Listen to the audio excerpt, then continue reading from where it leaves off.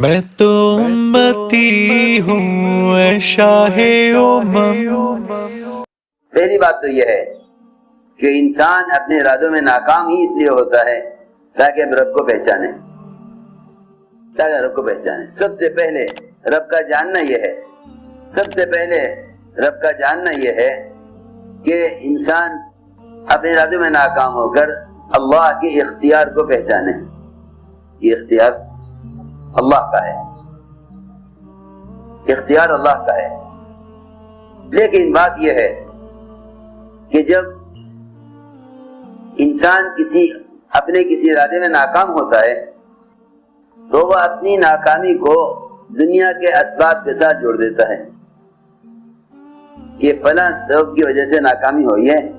اگر یہ اسباب بھی ہوتے تو کامیابی ہو جاتی، اگر یہ اسباب بھی ہوتے تو کامیابی ہو جاتی، اگر یہ اسباب بھی ہوتے تو کامیابی ہو جاتی۔ عجیب حال ہے ہمارا، سارے اسباب اکٹھا کرتے ہیں، پھر ناکامی آتی ہے، پھر سوچتے ہیں کون سا سبب کم رہ گیا، تو شیطان اللہ سے دور کرنے کے لیے ایک سبب یاد دلائے گا۔ وہ یوں کہے گا کہ دیکھو فلاں سبب نہیں تھا اس لیے کام نہیں ہوا، فلاں سبب نہیں تھا اس لیے کام نہیں ہوا، اب کے دوبارہ کوشش کرو اور اس سبب کو بھی ساتھ لے لو۔ اسی طرح انسان کی زندگی گزرتے اسے ان اسباب کی تبدیلی میں اور اسباب کے مہیا کرنے میں انسان کو قبر تک پہنچا دیتی ہے،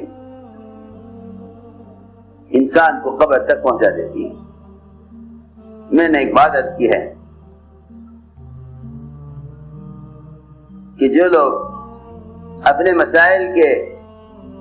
حل نہ ہونے کو اللہ کی ذات کی طرف منسوب کر دیتے ہیں کہ اللہ نے نہیں چاہا اس لیے نہیں ہوا، اللہ نے نہیں چاہا اس لیے نہیں ہوا، ان کے لیے سب سے بڑی اطمینان کی بات تو یہ ہے کہ ہم اللہ کی چاہت کے مقابلے میں کچھ کر ہی نہیں سکتے۔ جانتے ہیں وہ ایک معمولی چیز کے پیش آنے پر فوراً متنبہ ہو جاتے ہیں، اور معمولی بات کے پیش آنے پر چوکنا ہو جاتے ہیں۔ میری بات توجہ سننا، بہت معمولی بات پیش آنے پر چوکنا ہو جاتے ہیں۔ مختلف قسم کے حالات آتے ہیں ایمان والوں پر، وہ حالات انہیں راستے پر لانے کے لیے ہوتے ہیں، حالات ان کو راستے پر لانے کے لیے ہوتے ہیں، اس لیے سب سے بنیادی بات یہ ہے کہ میں نے شروع سے عرض کیا کہ اگر سب کچھ انسان کی چاہت کے مطابق ہونے لگے تو پھر یہ اللہ کو بھول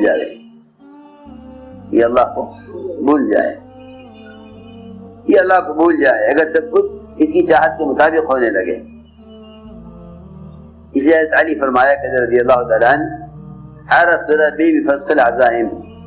کہ میں نے پہچانا اپنے رب کو اپنے ارادوں میں ناکام ہو کر، میں نے اپنے رب کو پہچانا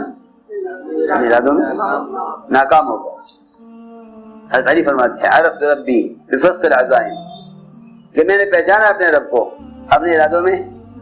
ناکام ہو کر۔ جب انسان، بس کیا بتاؤں آپ حضرات کو، سمجھ میں آنے والی بات تو یہی ہے، لیکن اس زمانے میں سمجھ میں آنا مشکل ہے۔ مومن اور کافر میں فرق یہ ہے کہ کافر اپنی ناکامی میں اسباب کی کمی کو تلاش کرے گا، اور مومن اپنی ناکامی میں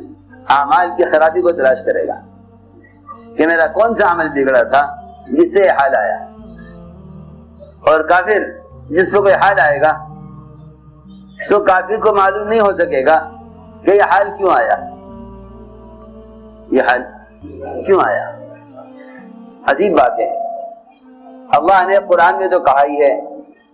اللہ کے نہ ماننے والوں کو جانور، ان الا کالانعام۔ کیا مطلب یہ ہے کہ جب کفار کو کوئی حال آتا ہے تو وہ نہیں جانتے کہ یہ حال کیوں آیا۔ اگر خدا نہ کرے مومن بھی یہ سمجھ جائے، اس دھوکے میں پڑ جاوے کہ بھئی جو حال آیا ہے یہ حال دنیا میں تو حالات آیا ہی کرتے ہیں، نہیں، ایسا نہیں ہے، ایسا نہیں ہے۔ وہ کہیں گے بھئی حال آیا ہے، دو قسم کے حالات آتے ہیں۔ ایک تو حالات آتے ہیں انسان کے بس سے باہر، زلزلے، طوفان، سیلاب، یہ انسان کے بس سے باہر کی چیزیں ہیں، انسان ان کا مقابلہ نہیں کر سکتا۔ ایک حالات آتے ہیں اسباب میں، تجارت میں، زراعت میں،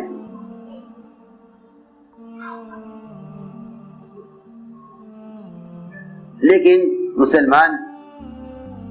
اور مومن وہ ہوتا ہے جو ان دونوں طرح کے حالات میں سمجھ لیتا ہے کہ یہ حال کیوں آیا، اور کافر نہیں سمجھتا کہ یہ حال کیوں آیا۔ سنو، ایک حدیث میں فرمایا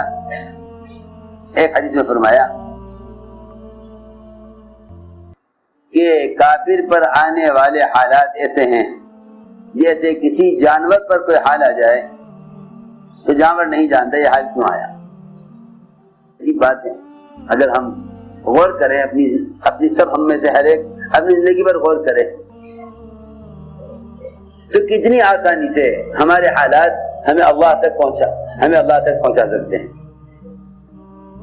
کتنی آسانی سے۔ تو فرمایا حدیث میں کہ کافر کی مثال جانور کی طرح ہے جس کو باندھ دیا جائے پھر کھول دیا جائے، وہ نہیں جانتا فیما عقل وفیما ارسل کہ کیوں باندھا گیا تھا، کیوں کھول دیا گیا۔ لیکن مومن کہ اگر اس کو باندھا جائے گا کسی حال میں، فوراً سمجھ جائے گا کہ مجھ سے فلاں گناہ ہوا ہے، اس گناہ کی وجہ سے حالات آئے ہیں، گناہ کی وجہ سے یہ حالات آئے ہیں۔ اس لیے ہم نے عرض کیا کہ اللہ تعالیٰ کے تعارف کے لیے حالات پیش آتے ہیں، اللہ کے تعارف کے لیے حالات پیش آتے ہیں۔ اللہ مومن حالات آتے اس لیے ہیں تاکہ مومن ان حالات سے ہمیں پہچانے، ان حالات سے ہمیں پہچانے۔ اس لیے فرمایا کہ تمہارے چاہنے سے کچھ نہ ہوگا جب تک اللہ نہ چاہے۔ تو میں نے ایک بات شروع سے عرض کی ہے کہ سارے ملائکہ، سارے انبیاء، سارے اولیاء، ان سب کو اللہ تعالی اپنے ارادے میں ناکام اس لیے کر دیتے ہیں تاکہ وہ اللہ کو یاد کر لیں۔